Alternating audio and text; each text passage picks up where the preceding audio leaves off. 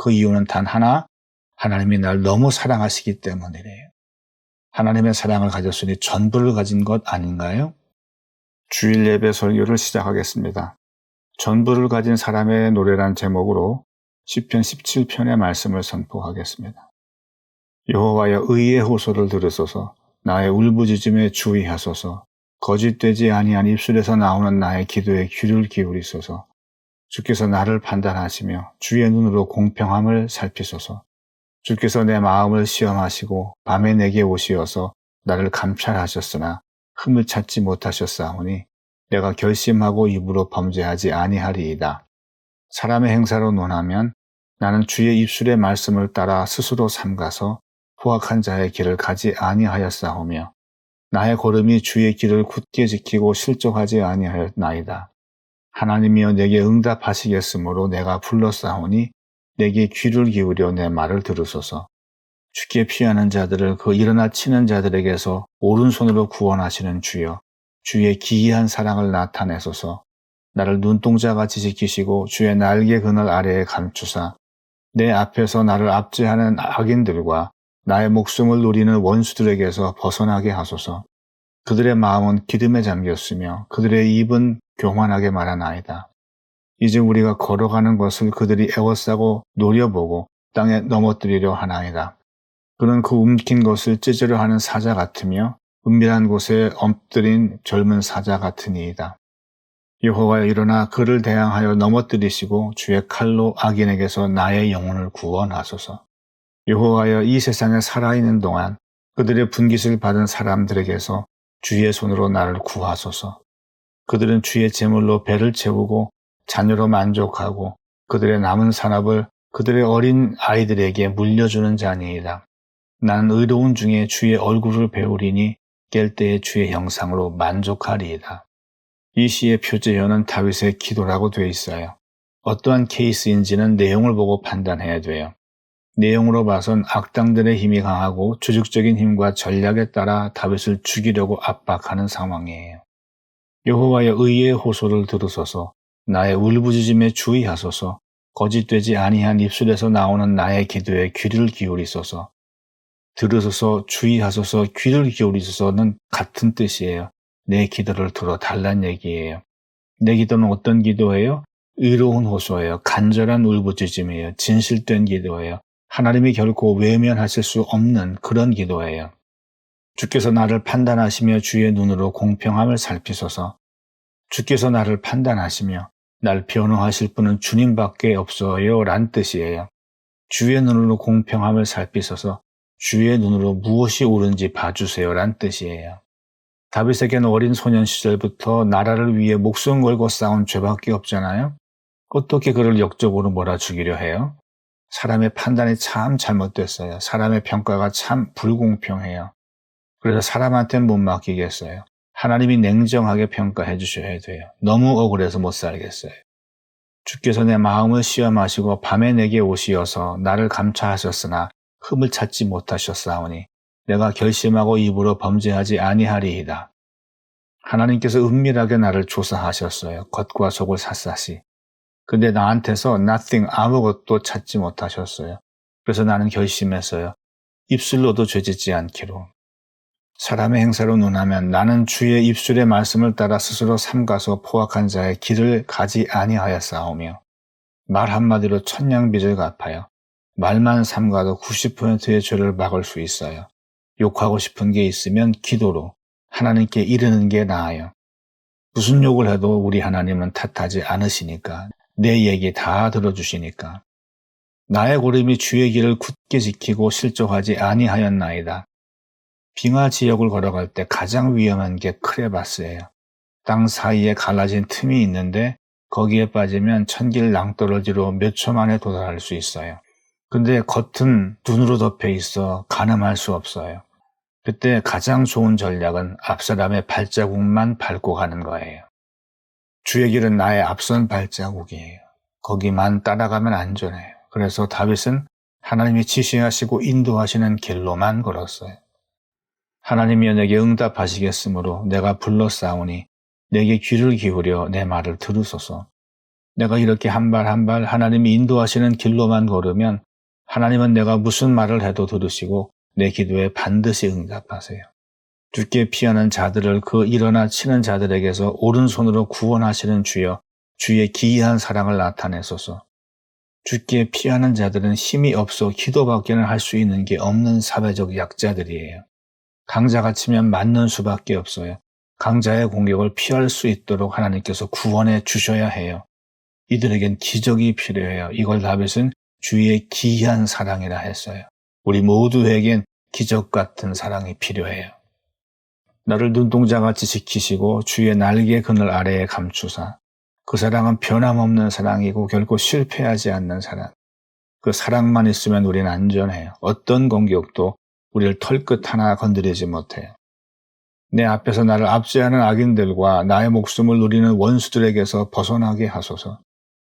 그럼에도 불구하고 현실 세계는 만만치 않아요. 사울 왕과 그의 간신배들이 날 죽이려고 암살자들을 계속 보내고 있어요. 한시도 마음을 놓을 수 없어요. 그들의 마음은 기름에 잠겼으며 그들의 입은 교만하게 말하나이다. 기름은 풍요의 상징어예요. 그들은 풍요에 빠져 교만한 말을 내뱉어요. 마치 세상을 자기들 마음대로 쥐락펴락할 수 있는 것처럼. 이제 우리가 걸어가는 것을 그들이 애워싸서 노려보고 땅에 넘어뜨리려 하나이다. 그들 하는 짓은 마치 걸어가는 사람을 애워싸고 넘어뜨리는 것 같아요. 집단 폭력이죠. 그는 그 움킨 것을 찢으려 하는 사자 같으며 은밀한 곳에 엎드린 젊은 사자 같으니이다. 악인들에게 약자는 먹잇감이에요. 약자를 보호하라고 그들에게 힘을 더 주신 건데 하나님께서 더 많이 그 책임을 물으실 거예요. 여호와여 일어나 그를 대항하여 넘어뜨리시고 주의 칼로 악인에게서 나의 영혼을 구원하소서. 하나님 악인을 벌하시고 저를 구해주세요. 이런 얘기예요. 여호와여 이 세상에 살아있는 동안 그들의 분깃을 받은 사람들에게서 주의 손으로 나를 구하소서. 그들은 주의 제물로 배를 채우고 자녀로 만족하고 그들의 남은 산업을 그들의 어린 아이들에게 물려주는 자니이다. 악인들은 약자들한테서 빼앗아 자기들의 배를 채우고 그렇게 축적한 부를 자기 자녀한테 물려줘요. 어린 자녀에게 물려주는 건 불법인데 불법도 서슴지 않아요. 그러니 이런 자들은 반드시 쓸어버려야 돼요. 나는 의로운 중에 주의 얼굴을 배우리니 깰 때에 주의 형상으로 만족하리이다. 다윗의 소망은 하나님의 얼굴을 보는 거예요. 근데 여기에 한 가지 선행 조건이 있어요. 자기는 의로운 길을 걷겠대요. 의가 뭐예요? 하나님의 말씀을 사랑하며 고아, 과부, 나그네, 사회적 약자를 돕는 삶을 살겠다는 거예요. 테디 여행기란 유튜버가 있어요. 세계 여러 나라를 다니는 여행자인데 얼마 전 필리핀을 방문했어요. 카비테시티의 쓰레기 매립장에 사는 사람들을 보러 갔어요. 악취가 진동하고 더러운 곳인데 거기서 사람들이 살아요. 그 지역엔 공동묘지도 있어요. 어떤 묘지는 땅에 있지만 다른 묘지는 벌집처럼 시멘트로 만들어서 각각 구멍에 시신을 넣고 밀봉하는 식이에요. 그건 매립보단 싸겠죠. 거기 빈 구멍, 아직 시신이 들어가지 않은 곳에 사람들이 들어가 살아요. 시체 옆에 사는 거예요. 교회에 가보자 해서 선교사님과 함께 가요. 가는데 바닷가라 물이 들어갔다 나갔다 해서 중간중간 길이 열렸다 물이 들이차 있다 해요. 이런 물길을 몇 개 지나니 20평 남짓의 교회 건물이 보여요. 원래는 건물을 지을 수 없는 곳인데 선교사님 부부가 3년간 매일 죽을 써서 사람들을 먹였더니 시에서 교회 지으라고 허가를 내줬대요. 가기 전에 굉장히 위험한 동네라 생각하고 갔는데 막상 사람들 보니까 너무 행복해 보이고 잘 웃어주고 매우 친절한 거예요. 이 친구 하는 말이 유튜브 열심히 해서 돈 많이 벌어가지고 이런 분들 도와줘야 하겠다 하더라고요. 왜 누구는 호텔 뷔페에서 고급스러운 식사를 하고 다른 사람은 쓰레기 뒤지면서 살아야 해요? 힘의 불균형 때문에 그래요. 누군가에게 힘을 많이 주신 이유는 그 힘을 약한 사람들 도구라고 주신 거예요. 하지만 인간은 유사 이래로 힘센 사람이 약한 사람들을 더 착취해 왔어요. 크리스천 가운데 영향력 있는 사람들이 많아져야 할 이유예요. BTS RM이 스페인 언론인들과 기자회견을 하게 됐어요. 엘 파스티오 기자가 적대적인 질문을 시작해요. K-팝과 한국 문화는 비인간적이며 지나친 강요에 의해 만들어진 게 아니냐. 서양 사람들은 이해 못합니다. 한국은 침략당했고 파괴당했으며 둘로 갈라진 나라예요. 70년 전만 해도 아무것도 없던 나라, 이제 전 세계의 주목을 받고 있어요. 그게 어떻게 가능하냐? 무슨 일이 일어난 거냐? 우리 국민들이 더 나은 삶을 위해 혹독하게 일하기 때문입니다. 프랑스와 영국처럼 수세기 동안 다른 나라를 식민지화했던 나라의 사람이 저를 보고 세상에 한국 사람들은 스스로를 너무 압박해요. 한국에서의 삶은 스트레스가 너무 많네요 라고 하죠. 그래요. 우린 그렇게 목표를 달성해 왔거든요. 그리고 이 방식이 K-팝을 그토록 매력적으로 만드는 점의 일부이기도 해요. 물론 이면에는 부작용도 있겠죠. 빠르고 급박하게 진행하는 모든 일이 그렇듯이요. RM이 너무 답변을 잘하자 기자는 당황하였으나 당황하지 않은 척하고 준비한 날카로운 질문을 이어갔어요. 큰 팬덤에 대한 부담이 따르진 않나요? 그 무게를 지지 않고선 어떤 일도 할 수 없어요. 성숙해져야 하고 무게감을 느껴야 해요. 자, 만약 인기를 돌덩이라 생각하고 싶으면 단지 돌덩이일 뿐이겠죠. 하지만 그게 제가 바라는 걸 얻게 해줬어요. 바로 인기 차트에 연연하지 않고 제가 바라던 음악을 하기 위해 빠르게 경제적 자유와 영향력을 얻게 해준 거죠. 20살 때보다 30살이 되는 게 더 좋아요. 이제 1년 반 동안 군대 생활을 하게 될 것 같아요. 모든 한국 남성들의 삶에서 굉장히 중요한 일이죠. 그 후에 저는 다른 사람이 되어 있을 거라고 확신해요. 더 지혜롭고 좋은 사람이 되었으면 합니다.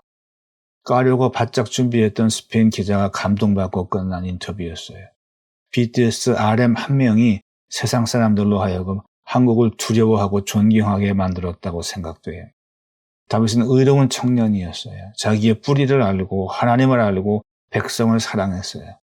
책임을 알고 사명을 이루고 옳은 길을 포기하지 않았어요. 그렇게 잘해놓고도 하나님께 바라는 건 기껏 하나님의 얼굴 보는 거였어요. 돈 달라 하지 않았어요. 왕의 자리에 앉혀달라 하지 않았어요.